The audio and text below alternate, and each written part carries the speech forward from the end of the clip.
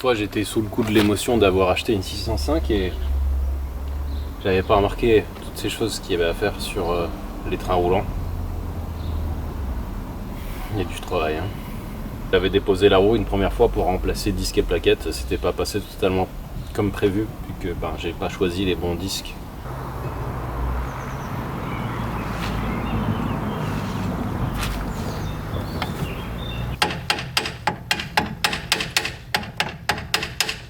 Ça, je m'y attendais, hein. Sur les bagnoles françaises, il y a toujours des changements de référence, mais incompréhensibles. Donc là, par exemple, les disques font pas tous la même épaisseur. Et par contre, en diamètre, c'est presque les mêmes. Quelquefois, ça se joue en millimètres. Pourquoi? Mystère. Donc, j'ai recommandé d'autres disques, mais comme j'avais des choses que j'avais remarqué qui n'allaient pas, mort. Très mort. Et lui donc c'était pas le bon, mais on s'en occupera à la fin. Donc je vais quand même m'occuper du plus pénible, c'est le remplacement du soufflet de cardan.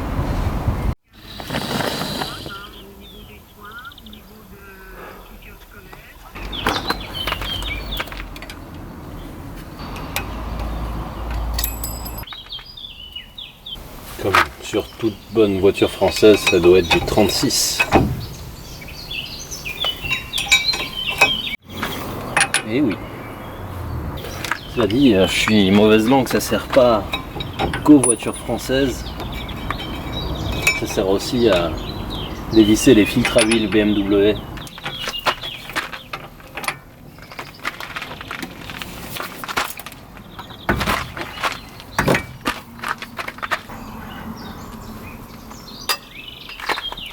Pour une fois, je vais faire un truc intelligent, je vais vérifier que le soufflet que j'ai reçu soit le bon. Le problème, c'est que ils se ressemblent tous, hein. On verra bien. On va redéposer étrier et disques, puisque de toute façon j'allais les changer. Très pratique office de stockage, juste là, sur le berceau moteur. J'y mets les vis que je retrouverai plus la prochaine fois, vu que je les ai si bien rangés. Ça se passe généralement comme ça. Il y a sûrement une morale à cette histoire. Je ne l'ai pas vraiment comprise pour l'instant, c'est tout. Pourquoi cette vis est complètement tordue, je n'en ai aucune idée.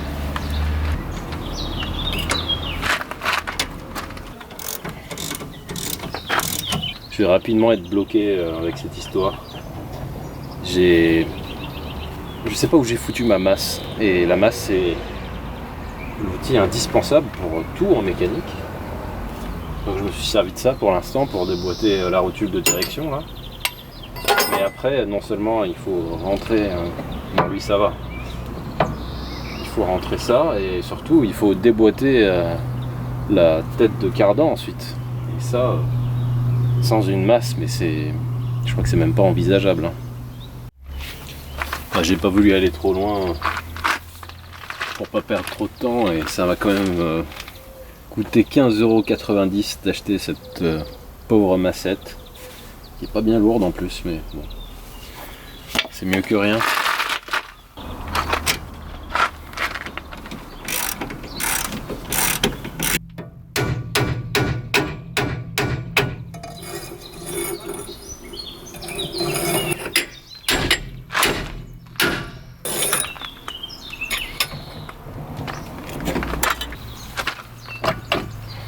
On ne veut pas perdre trop d'huile de boîte parce que j'ai pas envie de la faire tout de suite la vidange. On va essayer de monter le plus possible la voiture de ce côté.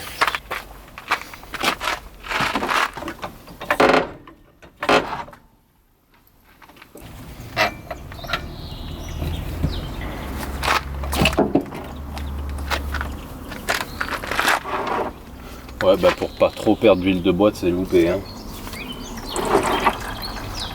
Bon, vidange. Hein. Ouais, il était temps. Hein.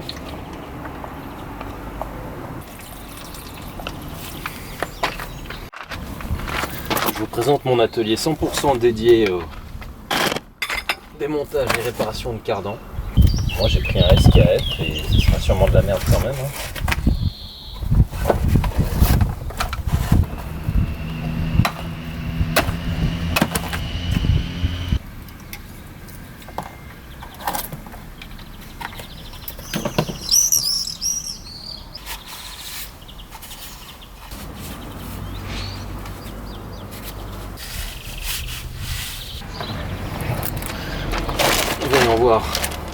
que ce kit de rechange nous réserve en termes de mauvaises surprises.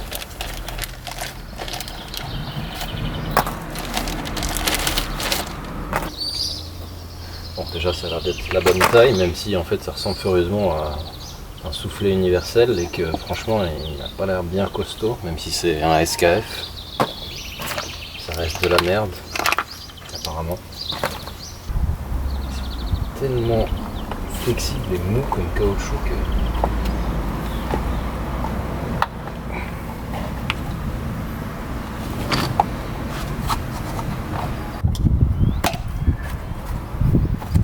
Voilà.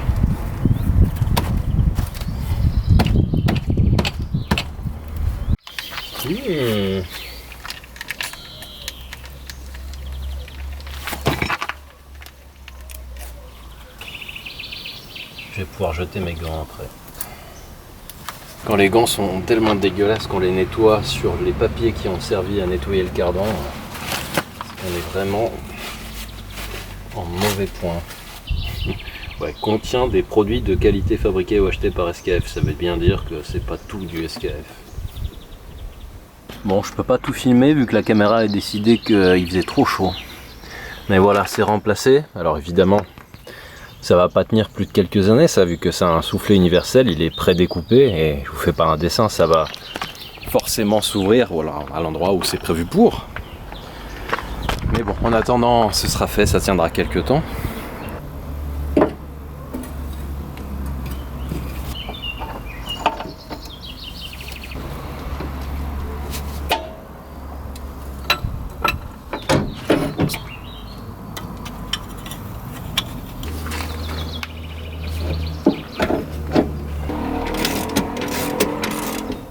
Non mais finalement j'ai fait exprès de recommander des nouveaux disques.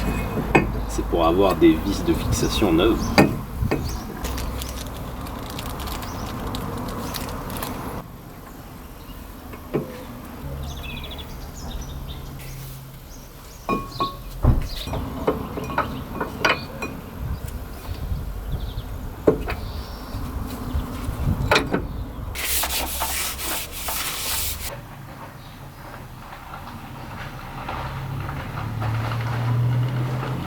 Je vous arrête tout de suite, et je précise, elle n'est pas déjà en panne, c'est juste une de mes lubies. Je déteste démarrer une voiture pour rien. Et comme cette 605 est facile à déplacer en poussant, bah je le fais. Ouais.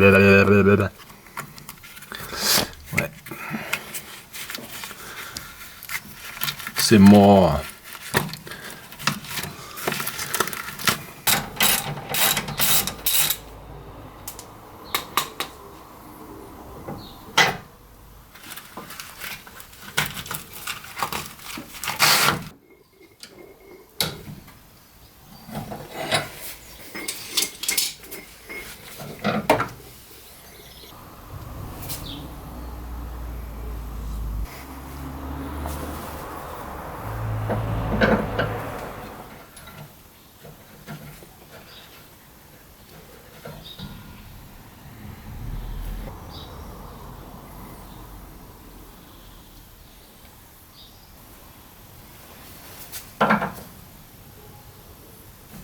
C'est rien, putain de merde.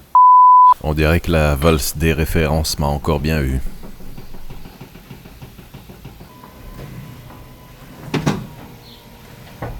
Ça c'est ce qu'on appelle de la rotule bien morte.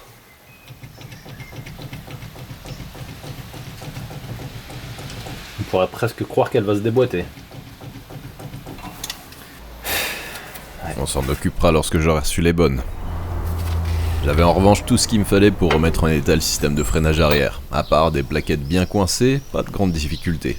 J'en ai profité pour régler le système de mâchoire de frein à main également. Je vous passe les détails de la purge du système de frein, je crois que j'en ai suffisamment parlé lors des précédentes vidéos. Après avoir fini de vider la boîte, il me restait plus qu'à la remplir. Ça c'est sûr, ça change des vidanges de boîte auto, hein.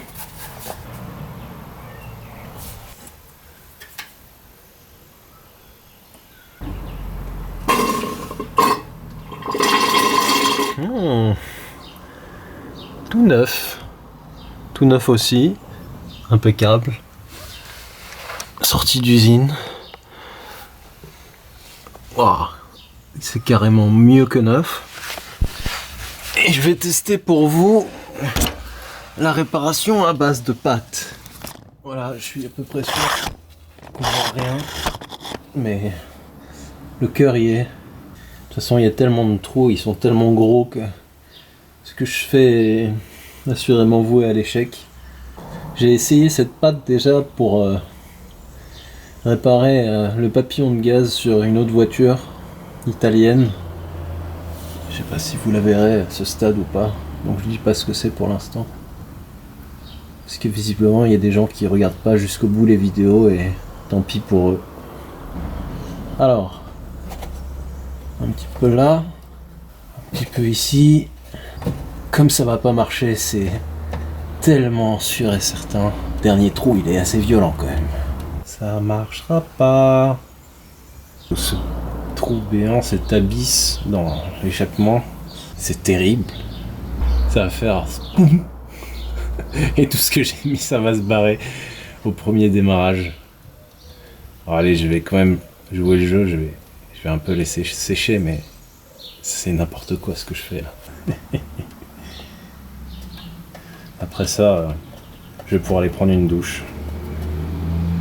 Il faut que j'arrête de ramper tout nu sous les bagnoles. Magnifiquement inutile et inefficace.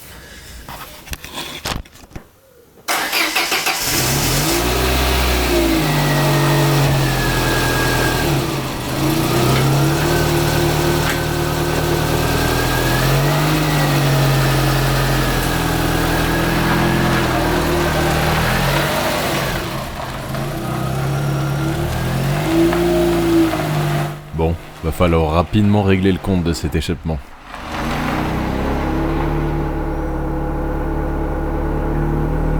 En attendant, il me reste quelques pièces neuves à installer, l'allumage notamment, mais pas avant un passage d'aspirateur. Voyons voir l'état de ces bougies. Elles sont pas serrées en tout cas. À tous les coups, elles ont été changées avec frénésie déjà. Elles sont pas récentes, mais elles ont pas fait beaucoup de kilomètres à mon avis. Celle-là par contre, elle est serrée bizarrement. Ouais, il y a eu de la graisse graphite mise dessus. Ça sert à rien. Voilà les 4 bougies neuves en place. Pour le serrage, un peu de bon sens suffit normalement. Sur une bougie jamais montée, il faut bien prendre en compte la présence de la rondelle à écrasement. Comme son nom l'indique, il faut l'écraser. Et pour y parvenir, il faut toujours faire un tour complet durant lequel la force à appliquer augmente, jusqu'à sentir un blocage assez net. C'est là qu'il faut éviter de forcer comme un abruti. Le faisceau d'allumage y passe également. Je veux pas faire un joint de culasse rapidement, il va falloir nettoyer un petit peu ça. Bon, j'ai vu pire, mais il me semble que ce moteur il est assez sensible à ce niveau, donc on va éviter la surchauffe. J'ai comme l'impression qu'on va avoir des surprises. On va essayer de démonter proprement. Ça va. Ouais, non, ça va. Je crois que c'est sûr. Ça semble relativement nécessaire. Et là, ce que vous voyez couler dans la cuvette, c'est de l'eau que j'injecte directement dans le radiateur. Je vous épargne la vision des bidons qui ont recueilli le liquide qui était présent dans le circuit. Jouer la sécurité. Donc j'ai fait un petit trou dans le thermostat, ça facilitera la purge. Je sais pas pourquoi ils proposent ces modèles sans la petite valve. La plupart l'ont, mais pas toujours. Celui-là c'est un Daico pourtant. Et bon. Faudra juste bien penser à orienter le trou vers le haut. Je peux remercier les mecs de Make a Place qui m'ont envoyé de quoi réparer la tirette de la jauge à huile. Parce que j'imagine que cette pièce est particulièrement difficile à trouver maintenant. Ils ont remarqué sur la vidéo que la mienne était cassée et effectivement ça permet pas de faire un niveau très précis. Si vous êtes dans le cas d'une pièce introuvable, il se pourrait qu'ils aient la solution. Je sais qu'ils lancent pas mal de refabrication en ce moment. Donc merci à eux, c'est cool.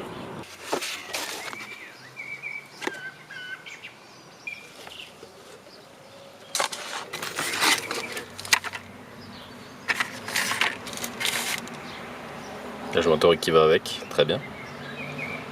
Et ben voilà, impeccable.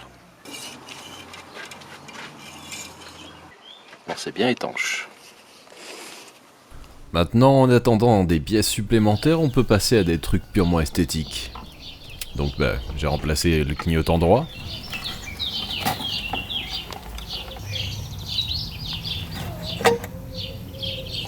Et puis j'ai rafraîchi les phares dont le réflecteur était devenu complètement terne. J'en ai aussi profité pour les nettoyer, et ça leur fait beaucoup de bien, je trouve.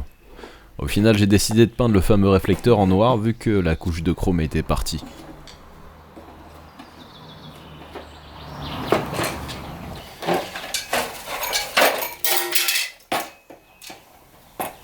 Voilà, ce sera la petite touche tuning de cette 605.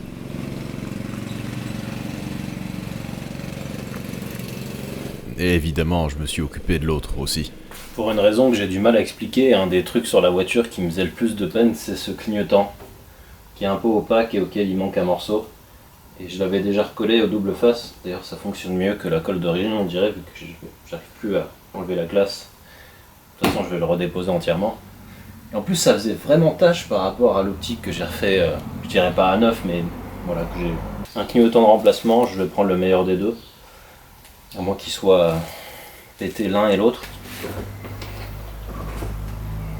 Je suis déjà devenu un expert dans le démontage des optiques de 605. Par exemple, le clignotant qui tient avec des vis cruciformes pas franchement accessible, c'est un truc qui m'échappe un petit peu. Quel est l'ingénieur qui a fait ce choix? À quel moment il s'est dit que c'était marrant de mettre des petites vis cruci avec des rondelles? Alors celle-là au-dessus ça va encore, mais l'autre elle est derrière là. C'est fait du slip quoi, de l'ingénierie, c'est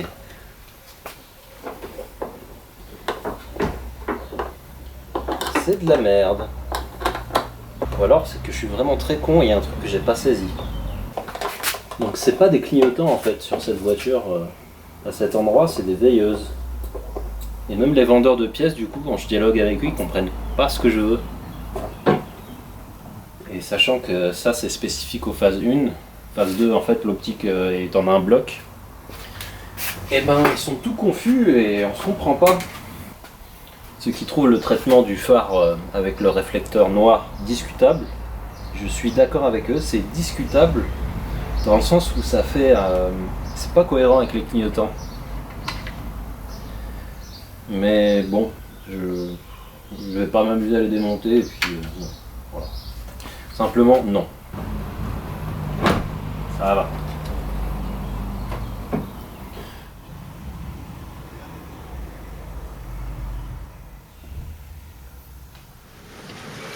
C'est important de respecter un bon timing pour remplacer les essuie-glaces. Donc quand il pleut, là c'est le bon moment de le faire. Et celui-là il est plus performant, je vais mettre ça plutôt. Il y a un aileron là.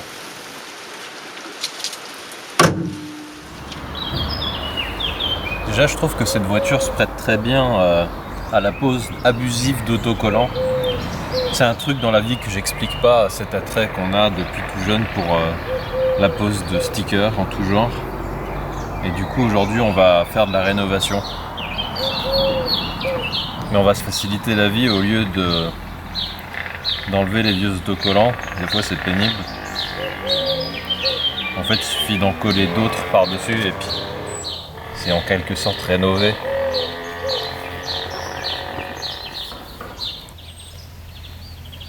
Oh, c'est pile poil de la bonne taille. Ouais, comme ça c'est mieux.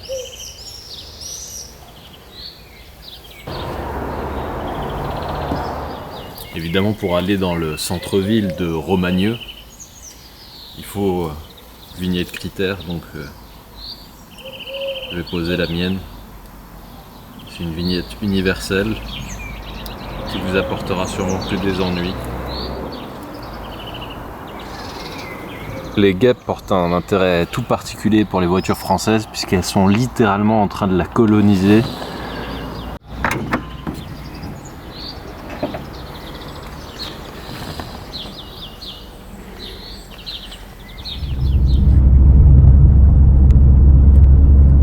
Bon, après ces 2-3 petites choses que j'ai faites, il est temps de retester cette fabuleuse 605.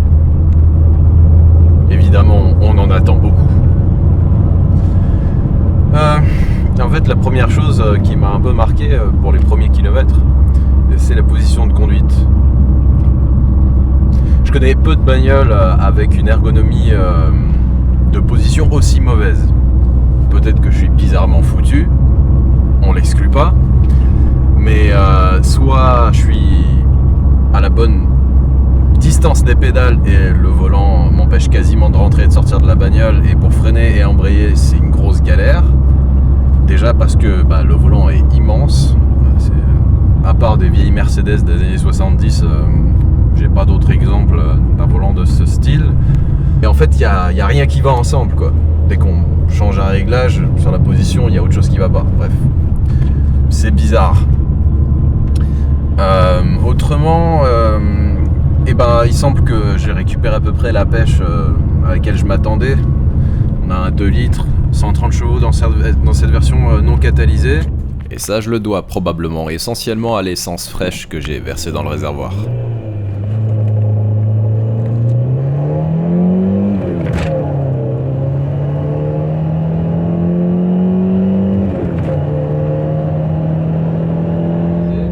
C'est correct, hein, c'est un 8 soupape, donc il est entre guillemets coupleux. Ça reste un petit moteur, hein, on va pas se voiler la face. Il n'y a rien d'impressionnant, mais voilà, il y a ce qu'il faut. Niveau freinage, il semble que ça grippe plus, c'est une bonne chose. Je suis encore en train de roder le système, puisque là tout est neuf dessus. Autrement, pour la fuite d'échappement, la petite réparation de fortune fait une différence légère, mais ça va quand même un peu mieux, du moins dans la bagnole. À l'extérieur, je pense que ça reste assez bruyant. En fait, ce qui me sidère un peu avec cette voiture, c'est que c'est exactement ce à quoi je m'attendais. Donc, c'est une bonne chose dans le sens où il n'y a pas vraiment de mauvaise surprise, mais il n'y en a pas vraiment de bonnes non plus.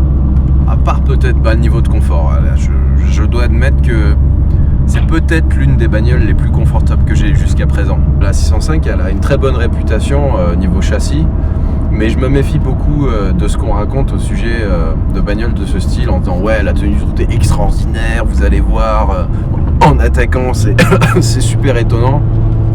Je pense que ça va être effectivement une caisse correcte à ce niveau, mais ça m'étonnerait que je la trouve si extraordinaire que ça. On verra, sachant que j'espère avoir l'occasion de tester ce domaine de la bagnole dans des conditions qui s'y prêtent vraiment bien. Vous verrez. Sinon, quoi dire d'autre ? En 1991, proposer une bagnole comme ça avec un moteur aussi vétuste, c'est un 2 litres 8 soupapes, je sais pas de quand il date, mais à mon avis début 80, il était sans doute déjà là, hein. Avec une boîte de vitesse qui probablement date aussi de la sortie de ce moteur, avec une commande d'embrayage à câble. Ce qui est marrant, c'est de mettre la voiture à côté de la 8. Vous me direz ouais, mais la 8 elle est beaucoup plus récente. Détrompez-vous, hein. Celle-ci, elle est sortie en 90, je crois, et les premières A8, elles sont sorties 3 ans plus tard. Je vous mets le comparatif pour l'intérieur, par exemple.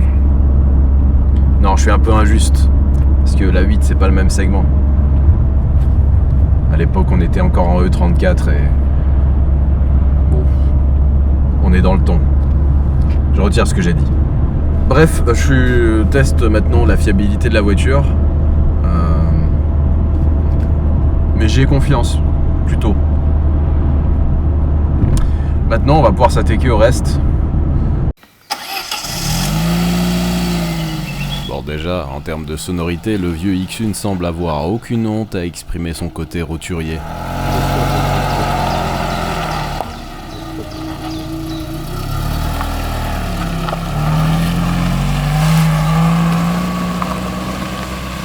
Je crois qu'il est temps de se débarrasser des quelques années d'abandon, encore assez nettement visibles. Et en plus là, elle est sacrément dans son élément naturel, je trouve. Elle roule super bien dans les champs.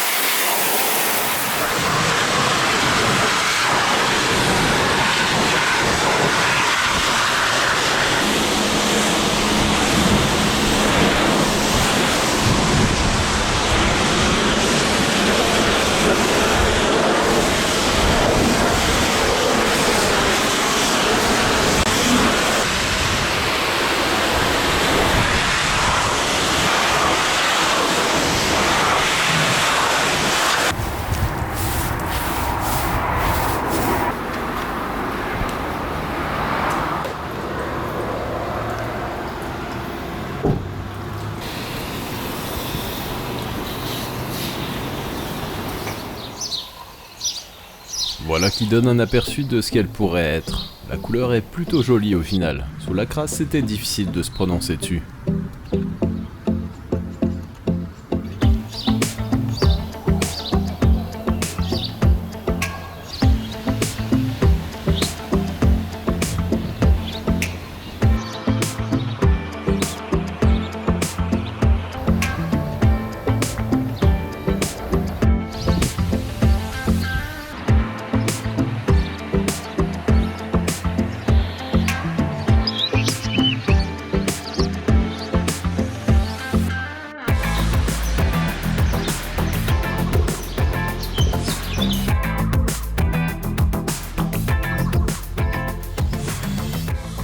Bon, moi, clairement, ça a un petit peu amélioré l'aspect général de la voiture, mais il reste de sacrées surfaces qui ressemblent plus à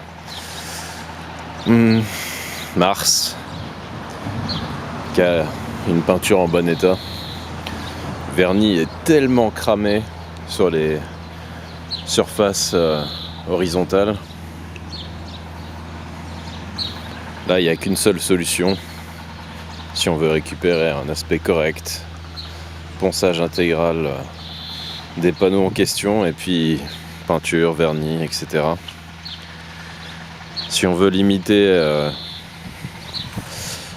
l'effort, on peut dire qu'on ferait juste le capot, le toit, les montants avec les ailes arrière, parce que bon, ce serait con de pas s'en occuper étant donné qu'il y a des 2-3 coups par là. Le coffre. Puis en fait, à ce compte-là, il reste plus que les deux pare-chocs, les portes et les ailes pour dire qu'on a fait une peinture complète. Mais je suis pas trop fan de l'idée pour l'instant. Ça prend tellement de temps et c'est qu'une 605 et série. Je suis pas convaincu pour l'instant. Mais bon, là, c'est pas la priorité, hein. Donc, on va se contenter de ça pour un moment. Vous verrez quelle est la priorité justement maintenant. Toujours dans l'attente de pièces supplémentaires, on peut en revanche s'attaquer à un chantier qui devrait donner de suite de très bons résultats. Et je parle pas de ton de la pelouse.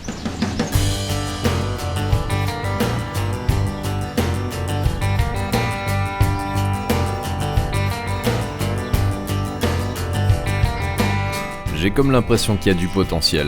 Et là je dois admettre une chose, pour une voiture qui semble avoir été laissée dehors sans protection pendant de nombreuses années, on dirait bien que Peugeot soit parvenu à produire un intérieur qui résiste étonnamment bien aux grosses chaleurs et aux UV.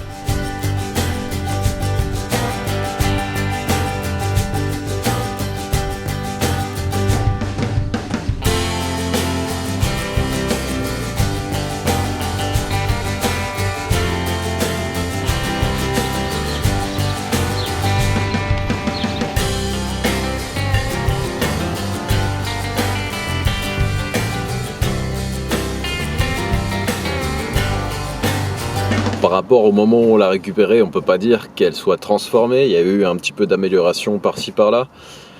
À l'intérieur, encore deux, trois petites choses qu'il faudra que je règle. En fait, techniquement, j'ai déjà résolu quelque chose que j'ai pas montré, mais j'avais un souci de masse sur les phares. Donc en fait, dès que je mettais les phares, les feux de croisement se coupaient côté gauche.